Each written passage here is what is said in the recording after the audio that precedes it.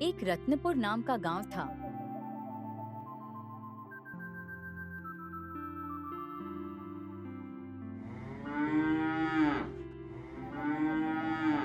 जहां पर सविता नाम की एक बुजुर्ग औरत रहती थी। सविता का बेटा था गोपाल, जिसकी शादी मंदिरा से हुई थी।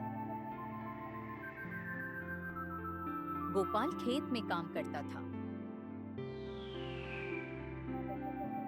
सविता रोज मंदिर जाया करती थी और एक दिन मंदिर से लौटते समय उसे उनकी पड़ोसी वहां पर मिली।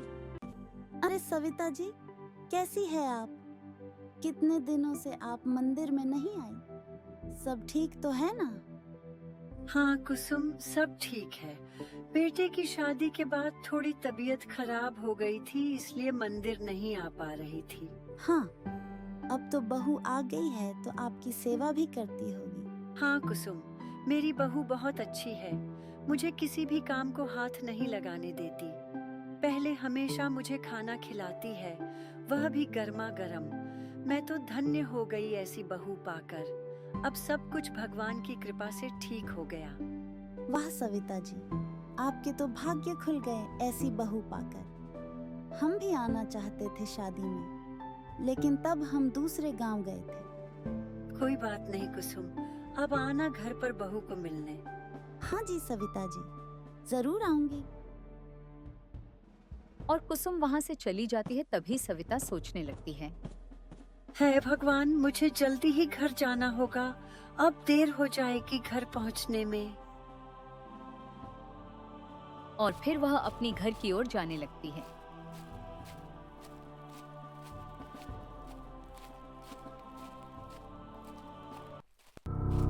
और घर लौटते ही मंदिरा सविता को डांटती है। ओहो, तो आ गई महारानी। कहाँ थी अब तक? पता नहीं चल रहा कितना समय हो चुका है। मैं कोई आपकी नौकरानी हूँ जो आपकी चौकीदारी करती रहूं। बहू मैं मंदिर से आ ही रही थी, पर ममू से वहाँ हमारी पड़ोसन कुसुम मिल गई, तो उसके साथ बात करने में समय का कुछ पता ही नहीं चला। अरे वाह, तो मेरी चुगली हो रही थी पड़ोसन के साथ। क्या क्या बताया आपने मेरे बारे में उसे? क्या क्या बुरा भला कहा मेरे बारे में? मैंने ऐसा वैसा कुछ नहीं बताया उसे। मैंने उसके साथ तुम्हारी तारीफ ही की। अच्छा चलो, अब जो भी हो, खाना खा लो बुढ़िया। खाना रख दिया है मैंने। फिर सविता खाना खाने बैठती है तो वह देखती है कि खाने में सिर्फ बासी रोटियां होती हैं। अरे बहू, आज सिर्फ रोटियां हैं और यह तो कल की बासी रोटी है। आज कोई सब्जी नहीं बनाई है क्या? हाँ, सब्जी बनाई थी आज, लेकिन मैंने और आपके बेटे ने खत्म कर दी। और रही बात रोटी की, तो ये रोटी आपका बेटा बड़ी मेहनत करके कमाता है, दिन रात खेत में काम करता है, तब जाके ये रोटी घर में आती है, तो इसे मैं कैसे फेंक सकती हूँ? आप तो इसे खा सकते हो। मैंने अपने मायके में कभी बासी खाना नहीं खाया, तो मेरा पेट खराब हो जाएगा। तो आप ये रोटी खा लो और कुछ नहीं है खाने में। इस उम्र में आपको इतना मिल रहा है, वह भी बहुत है। सविता से यह सब नहीं सहा जाता और वह बहुत उदास हो जाती है। उससे बासी रोटी नहीं खाई जाती और वह कुछ खाए बिना ही वहां से अपने कमरे में चली जाती है। तभी वहां पर गोपाल आता है। माँ, क्या आपने खाना खा लिया? आज मंदिरा ने बहुत ही लाजवाब सब्जी बनाई थी और तुम्हारी मनपसंद सब्जी भी थी।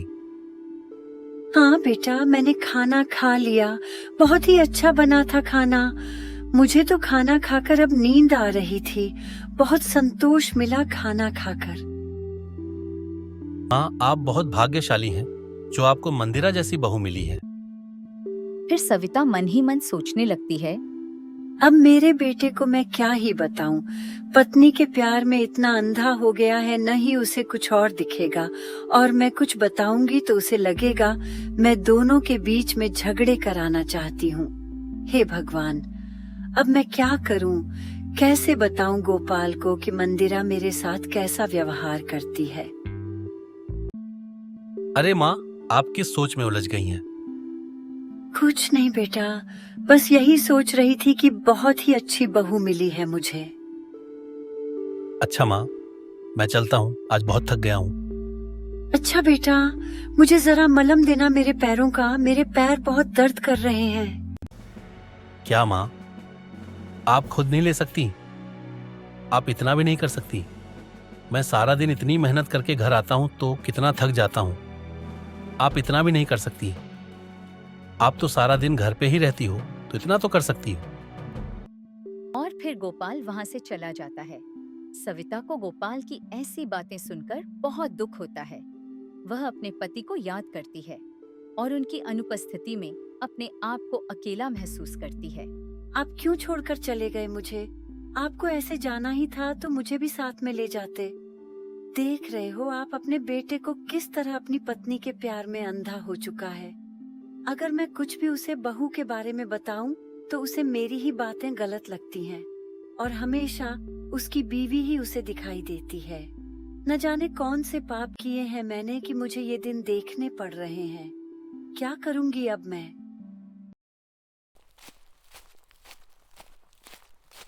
अरे मंदिरा, क्या हुआ? इतनी थकी हुई क्यों लग रही हो?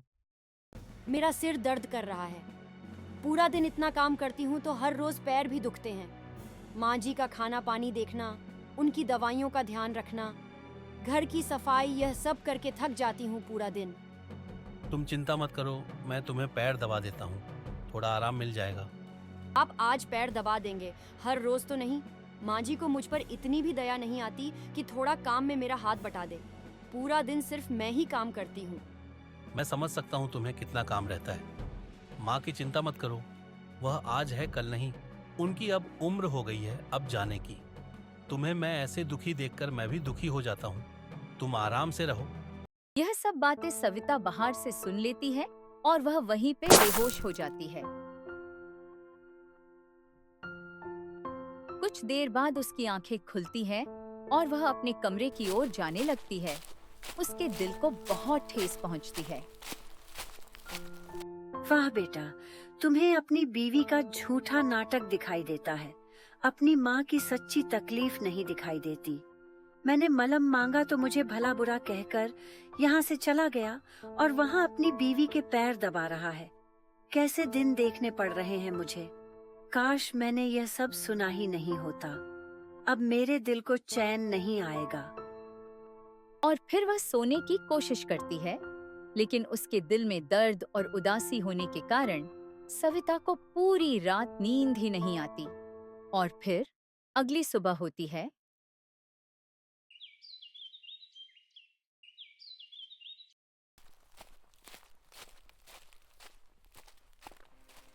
जी सुनिए, मुझे कल शादी में जाना है तो मुझे नई साड़ी और गहने चाहिए क्योंकि मुझे वहाँ पर सबसे सुंदर दिखना है। पर तुम्हारे पास तो इतनी सारी साड़ियाँ और गहने हैं, तो वह पहन सकती हो ना। पहन तो सकती हूँ, लेकिन उससे आपका नाम थोड़ी बनेगा। अगर आप मुझे नई साड़ी और गहने लेकर दोगे तो सबको लगेगा कि मेरा पति मुझे कितनी अच्छी तरह से रखता है, वरना लोग तो यही कहेंगे कि इसका पति तो बहुत कंजूस है। पर मेरे पास इतने पैसे नहीं हैं कि मैं तुम्हें नई साड़ी और गहने लेकर दूं। अगर आपके पास पैसा नहीं है तो आप माँ जी से ले लीजिए। मुझे लगता है उनके पास तो होंगे ही पैसे, क्योंकि उनकी अलमारी की चाबी वह कभी भी मुझे नहीं देती, हमेशा अपने पास ही रखती है। अगर आप उनसे पैसे मांगोगे तो आपको पता भी चलेगा कि वह आपको पैसे देती भी है या नहीं। अगर माँ के पास पैसे होंगे तो भी मैं कैसे मांगूंगा? आप कुछ भी झूठ बोल दीजिए कि आपने कुछ दिन पहले किसी से पैसे उधार लिए, तो अब खेती ठीक से नहीं हो रही तो उसे उधार चुकता नहीं कर पा रहे। अगर यह सब सुनकर भी वह पैसे नहीं देती तो हम उन्हें घर से निकाल देंगे, क्योंकि अगर माँ अपने बेटे को ऐसी मुश्किल में भी देखकर पैसे नहीं देती तो उस माँ को इस घर में रहने का बिल्कुल अधिकार नहीं है। अच्छा ठीक है, चलो मैं एक बार माँ से बात करके देखता हूँ वह क्या कहती है। और फिर वह सविता के पास जाकर मुंह फुलाकर बैठ जाता है। अरे बेटा, इतने उदास क्यों लग रहे हो? माँ, मैंने जब आप बीमार थीं तब इलाज के लिए एक जमींदार से पैसे लिए थे, लेकिन शादी के बाद इतने खर्चे बढ़ गए और खेती भी ठीक से नहीं हो पा रही, और ऊपर से आपकी दवाइयों का खर्च, बहुत खर्चे बढ़ रहे हैं। तो उस जमींदार को मैं पैसे नहीं दे पा रहा। वह हर रोज मुझे धमकाता है और आज तो मुझे घर से बाहर निकालने की भी धमकी देकर गया। बेटा, तुम चिंता मत करो। मेरे पास कुछ पैसे हैं जो तुम्हारे पापा ने मेरे लिए खराब समय में काम आए, इसलिए कुछ पैसे मुझे दिए थे और वह मैंने अभी तक संभाल कर रखे हैं। मेरे पास जितने पैसे हैं उससे तुम्हारी थोड़ी बहुत तो मदद हो ही जाएगी। तुम चिंता मत कर, ये पैसे रख लो और जमींदार को दे दो। और फिर गोपाल सविता से पैसे ले लेता है और मंदिरा को दे देता है। मंदिरा उस पैसे से नई साड़ियां और गहने खरीद लेती है और वह नाचने लगती है। और फिर कुछ दिन ऐसे ही निकल जाते हैं।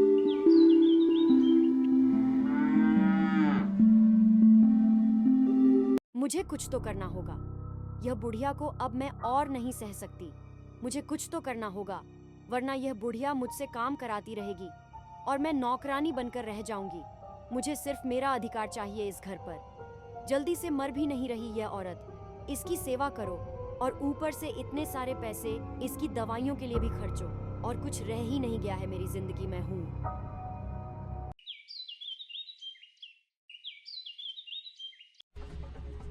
और फिर एक दिन मंदिरा जानबूझकर गिर जाती है। यह सब देखते हुए सविता कुछ भी समझ नहीं पाती। वह बहुत घबरा जाती है और मंदिरा नाटक करने लगती है। अरे बहू, तुम ठीक तो हो? तुम कैसे गिर गई? कहीं चोट तो नहीं आई? तुम्हारी माँ ने गिरा दिया मुझे। तुम्हारी माँ ने गिरा दिया मुझे। अरे ये क्या हो रहा है? तुम ऐसे क्यों रो रही हो? देखो, तुम्हारी माँ ने मुझे कैसे धक्का देकर गिरा दिया। वह मुझे मारने की कोशिश कर रही है।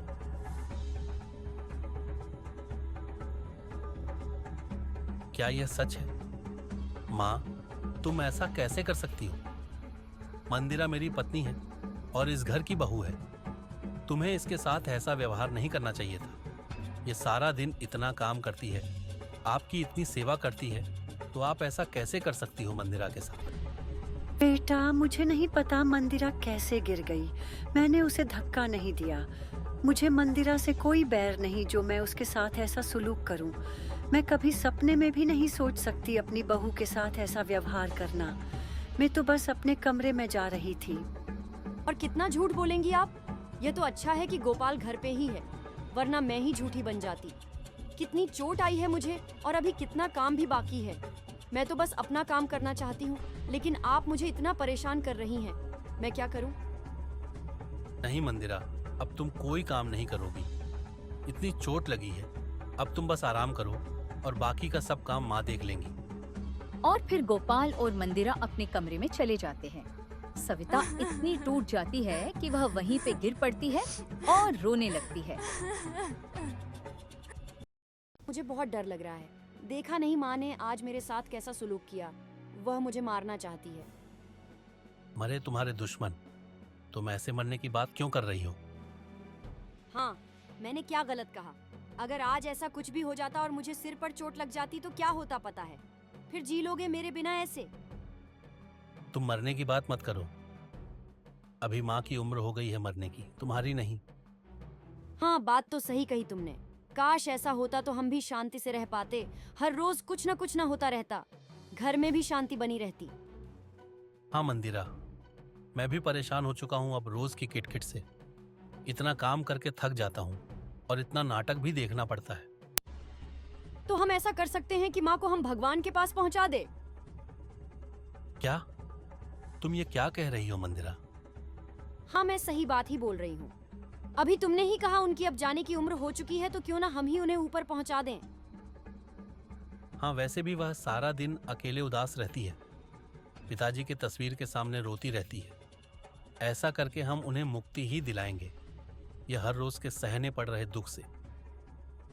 हाँ, क्योंकि वृद्धाश्रम तो हम उन्हें नहीं भेज सकते, और अगर कोई रिश्तेदार पूछेगा माँ के बारे में तो मैं उन्हें बता दूंगी कि वह अपने गांव गई है। हाँ, वह ठीक है। तो अब क्या करना होगा? आप बेहोशी की दवाई लेके आएगा कल। मैं माँ जी को खाने में बेहोशी की दवाई दे दूंगी और फिर आप उनको रात के समय में शमशान में बेहोशी की हालत में ही जला के आ जाना। ऐसे किसको पता भी नहीं चलेगा और हमारा काम भी हो जाएगा। ठीक है, कल मैं बेहोशी की दवाई लेकर आऊंगा। कृपया ध्यान दें कि यह एक कहानी का हिस्सा है और वास्तविक जीवन में ऐसा करना गलत और अवैध है।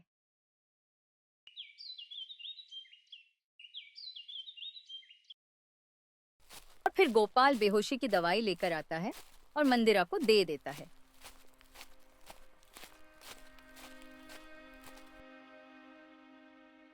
मंदिरा खाना बनाने लगती है।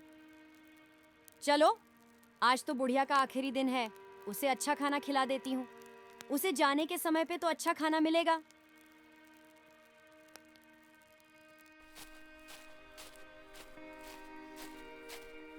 ये देखिए माँ जी, मैंने आपके लिए आपका मनपसंद खाना बनाया है, वह भी इतना स्वादिष्ट कि आप खा के सीधा स्वर्ग की नींद का एहसास पाओगी।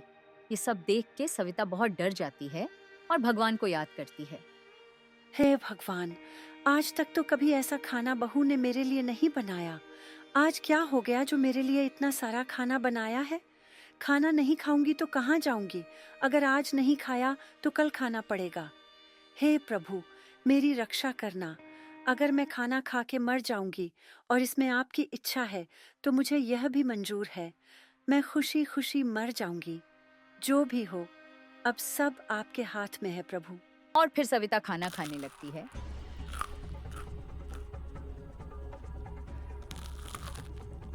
कुछ ही देर में वो बेहोश हो जाती है। तभी वहां पे गोपाल एक बोरी लेके आता है और सविता को बोरी में बांध देता है। फिर गोपाल सविता को श्मशान ले जाता है जलाने के लिए। पर जब वह माचिस ढूंढने लगता है तो उसे याद आता है कि माचिस तो वह घर पे ही भूल गया है।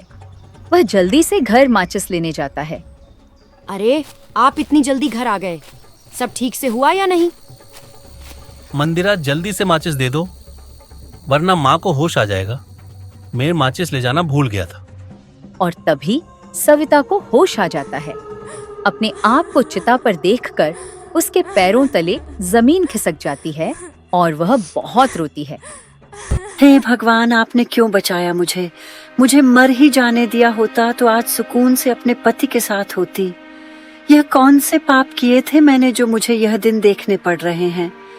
मेरा बेटा ऐसा निकलेगा, अगर मुझे पता होता तो मैं कभी इसे जन्म ही न देती।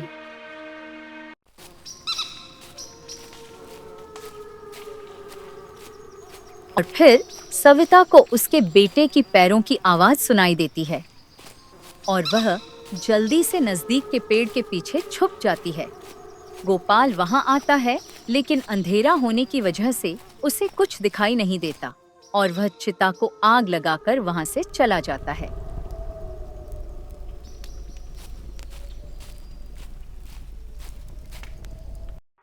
अरे, आप आ गए, काम हो गया।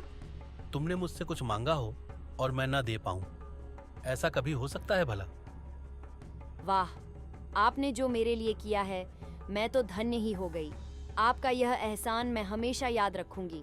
आपकी मैं हमेशा सेवा करूंगी और कभी भी आपको आपकी माँ की याद नहीं आने दूंगी। आपने मेरे जीवन में आकर एक रोशनी कर दी है।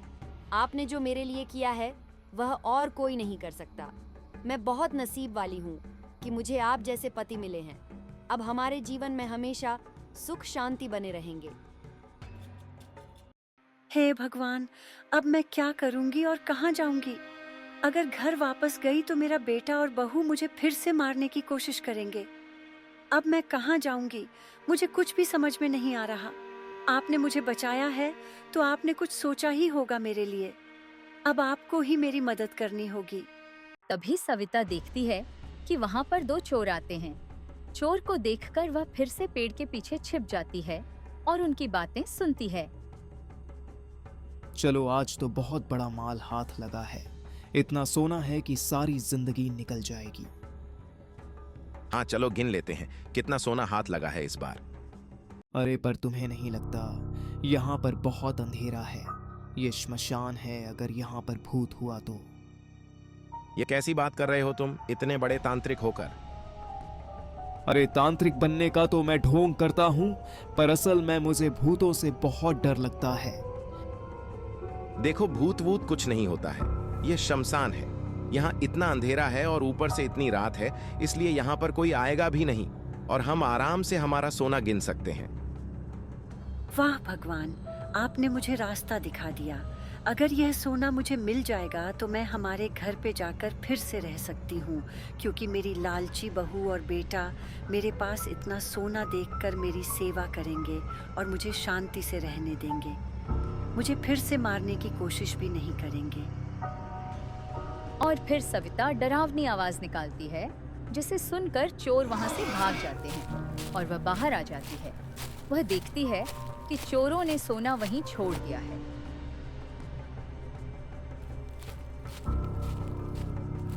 अरे हमने सोना तो वहीं छोड़ दिया है।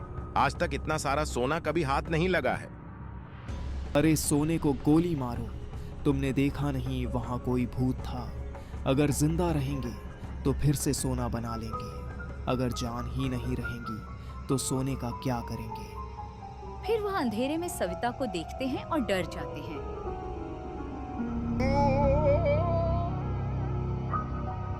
हे भगवान, यह तो चुड़ैल है। तुम सही कह रहे थे। सोने को गोली मारो, पहले अपनी जान बचाओ। सोना तो हम बाद में भी बना लेंगे। भागो यहां से जल्दी। हे भगवान, आपका बहुत शुक्रिया कि आपने मुझे इतना सोना दिया। अब मेरी जान को कोई खतरा नहीं होगा। वह चोर भी डर के मारे यहाँ से चले गए।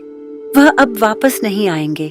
आज रात को मैं यहीं रुक जाऊंगी, क्योंकि वह चोर मुझे बाद में कहीं रास्ते में भी मिल सकते हैं। इससे अच्छा है मैं यहीं रुक जाऊंगी। और फिर सविता दूसरी सुबह अपने घर की ओर जाने लगती है। वह सोने को अपने साथ लेकर चलती है।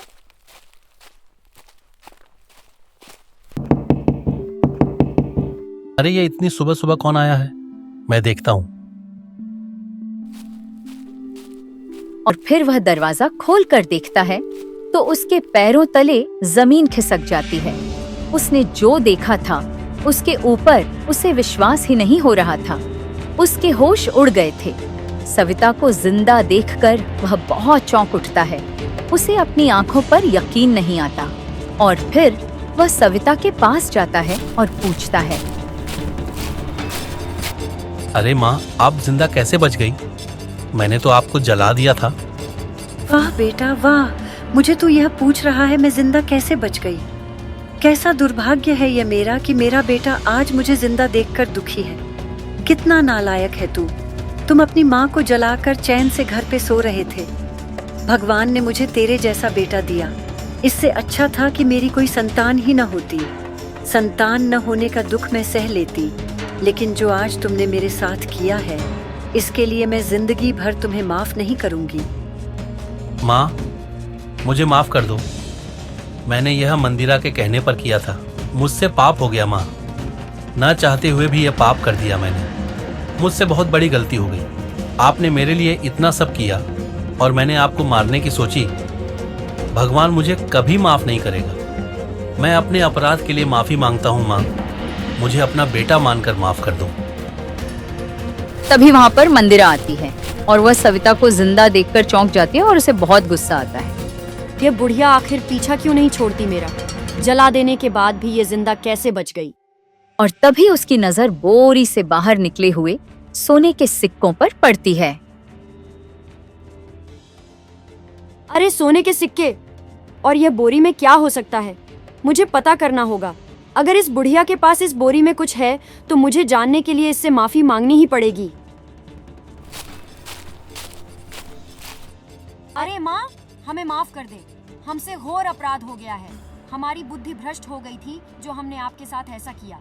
हमने जो किया है उसके लिए आप जो भी हमें सजा दें हमें मंजूर है। हम रास्ता भटक गए थे। आप हमें माफ कर दीजिए। मैं आपकी बहुत सेवा करूंगी और आपको कभी शिकायत का मौका नहीं दूंगी।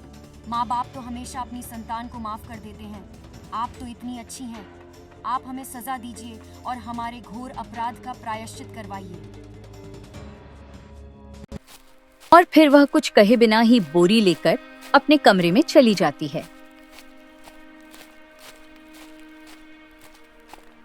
ये कैसे हुआ? ये बुढ़िया जिंदा कैसे बच गई? आपने क्या सही तरीके से आग नहीं लगाई थी? ऐसे वापस कैसे आ गई? तुमने तो कहा था कि तुमने उसे जला दिया है। फिर वह जिंदा कैसे बच गई? क्या तुमने अपना काम पूरा नहीं किया? नहीं नहीं मंदिरा, मैंने तो ठीक से आग लगाई थी। मुझे नहीं पता माँ जिंदा कैसे बच गई। अब हम क्या करेंगे?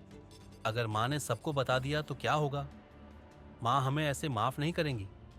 हमने जो किया उसके बाद तो वह हम पर अब भरोसा भी नहीं करेगी। हमारी जिंदगी बर्बाद हो जाएगी। हमें कुछ करना होगा, नहीं तो हमारी हालत खराब हो जाएगी।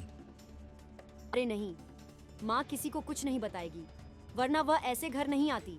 और वैसे भी मैंने जिस तरह माफी मांगने का नाटक किया है, वह किसी को कुछ नहीं बताएगी। उन्हें कुछ हद तक तो हम पर थोड़ा विश्वास आ गया होगा, पर बात वह नहीं है। मैंने बुढ़िया के पास एक बोरी देखी थी जिसमें से सोने के सिक्के बाहर पड़े हुए थे। सोचने की बात यह है कि उसमें क्या सोने के सिक्के होंगे या कुछ और। हाँ, बोरी तो मैंने भी देखी थी, पर उसमें क्या है वह माँ अब हमें ऐसे नहीं बताएगी। हमने जो किया है उनके साथ, उसके बाद तो वह हमें बिल्कुल भी नहीं बताएंगे। बोरी की हकीकत जानने का अब एक ही रास्ता है। बुढ़िया हमें खुद बताएगी। इसके लिए मुझे बुढ़िया की खूब सेवा करनी होगी, अच्छा खाना खिलाना होगा, उसकी हर जरूरत का ख्याल रखना होगा। ये सब करने के बाद उसे मुझ पर विश्वास भी हो जाएगा और मैं उसका दिल जीत लूंगी। फिर मैं उससे पूछूंगी कि बोरी में क्या है और उसके पास कैसे आया। हाँ, यह ठीक है। तुम माँ की सेवा करना अच्छे से, और फिर वह तुम्हें बताएगी कि उस बोरी में क्या है। बस तुम्हें धैर्य रखना होगा और माँ की सेवा करनी होगी। जल्दी ही तुम्हें पता चल जाएगा कि उस बोरी में क्या है। और फिर चालाक मंदिरा सविता की जम के सेवा करती है।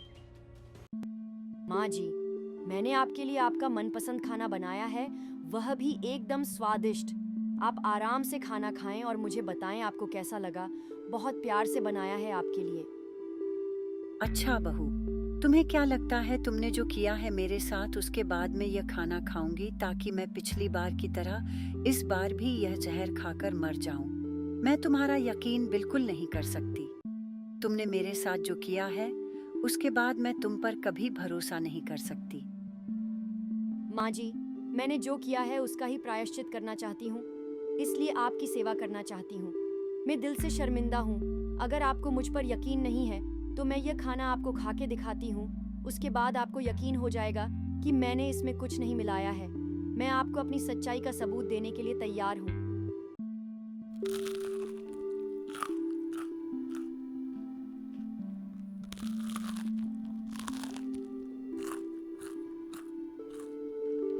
देखा माँ जी, मैंने खाना खाया और मुझे कुछ नहीं हुआ। मैंने इसमें कुछ नहीं मिलाया है। आप आराम से खाइए। वाह, बहू ने तो बहुत ही स्वादिष्ट खाना बनाया है।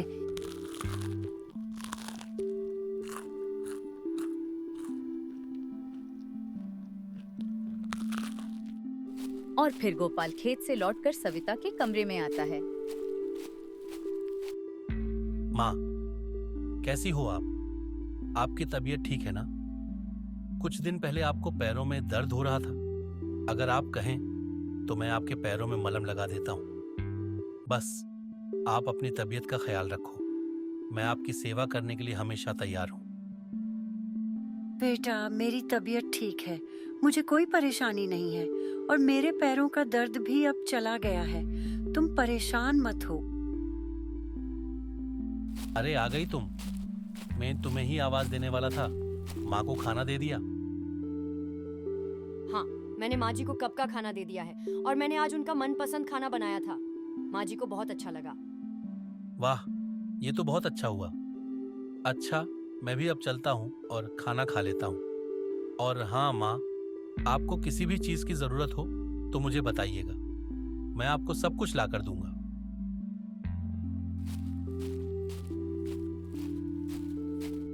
माँ जी, बुरा न माने तो मैं आपसे कुछ पूछ सकती हूँ? हाँ बहू, पूछो, क्या पूछना चाहती हो? बेझिझक पूछो। आप उस दिन जब स्मशान से वापस लौटी थी तो साथ में आप एक बोरी भी लाई थी। माँ जी, उस बोरी में क्या है?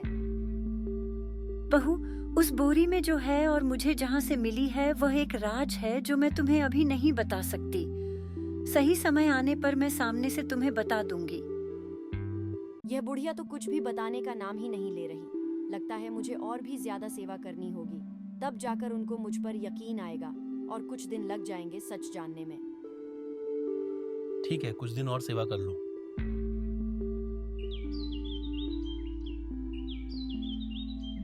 और फिर सविता की जम के सेवा होती है। ऐसे ही कई दिन गुजर जाते हैं और उसे हर रोज अलग और अच्छा खाना परोसा जाता है। वह बहुत ही मजे से सब खाना खाती है।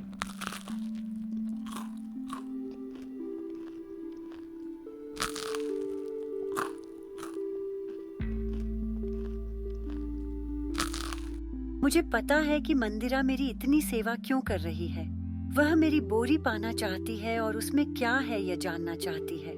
कितने स्वार्थी लोग हैं यह।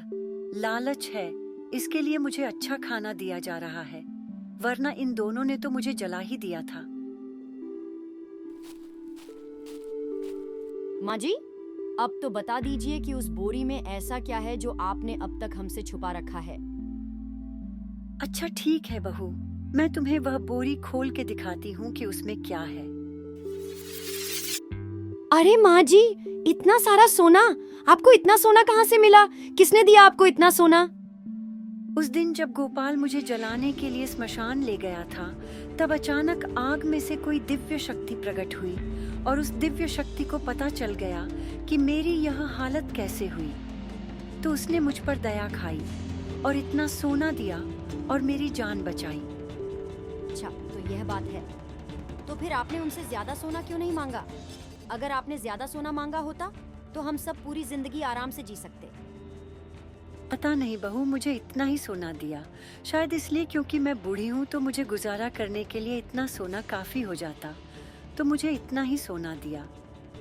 अच्छा ठीक है माँ जी, आप आराम करें और मैं भी अब सोने जाती हूँ। आपको मेरी कोई जरूरत हो तो आवाज दीजिएगा।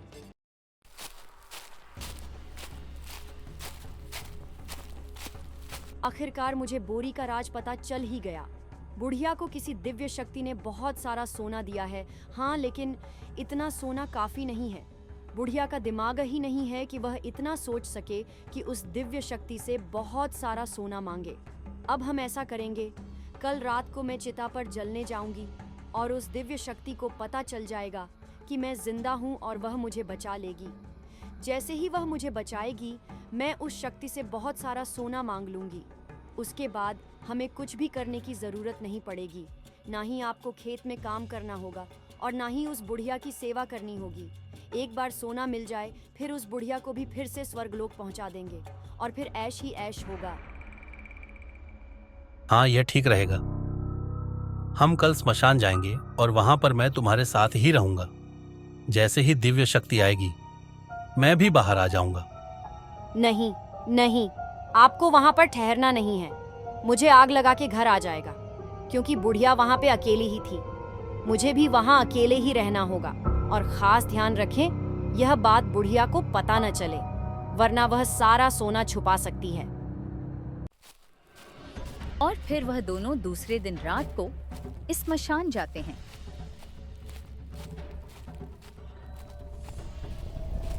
गोपाल मंदिरा को आग लगाकर घर वापस आ जाता है। दूसरी सुबह गोपाल बहुत परेशान होता है क्योंकि मंदिरा अभी तक घर नहीं आई होती है। फिर वह सविता के पास जाता है। अरे माँ, मुझे आपसे कुछ पूछना है। क्या हुआ बेटा, तुम इतने परेशान क्यों लग रहे हो? माँ, उस दिन आप स्मशान से अब तक तो वापस आ चुकी थी ना? हाँ, पर तुम ये अभी क्यों पूछ रहे हो? और बहू कहाँ है? माँ, कल आपने मंदिरा को सब बताया थी कि आपको उस दिव्य शक्ति ने सोना दिया है, इसलिए कल रात को उसने भी अपने आप को आग लगवाई ताकि वह उस दिव्य शक्ति से ज्यादा सोना मांग के ला सके। लेकिन वह अब तक घर वापस नहीं आई है। अरे बेटा, यह तुमने क्या किया? तुम पति पत्नी दोनों इतने लालची कैसे बन सकते हो? मुझे वह धन चोरों से मिला था। तुम दोनों ने जो कर्म किए हैं उसका फल तुम्हें मिला है। मेरे कर्म अच्छे थे इसलिए भगवान ने मुझे बचा लिया, लेकिन तेरी पत्नी के तो कर्म ही गलत हैं, इसलिए उसके साथ ऐसा हुआ है। अब उसकी क्या राह देख रहे हो? वह वापस नहीं आने वाली। अब तुम्हें भी भुगतना होगा, क्योंकि तुम दोनों ने तो मुझे ही जला दिया था और फिर मेरी बोरी की लालच में मेरी इतनी सेवा चल रही थी। मुझे सब मालूम है। जिसके जैसे कर्म हैं उसे वह भुगतने ही पड़ते हैं, चाहे वह अच्छे हों या बुरे। यह बात हमेशा याद रखना। ऐसी ही कई नैतिक कहानियाँ देखने के लिए हमारे चैनल को सब्सक्राइब करें।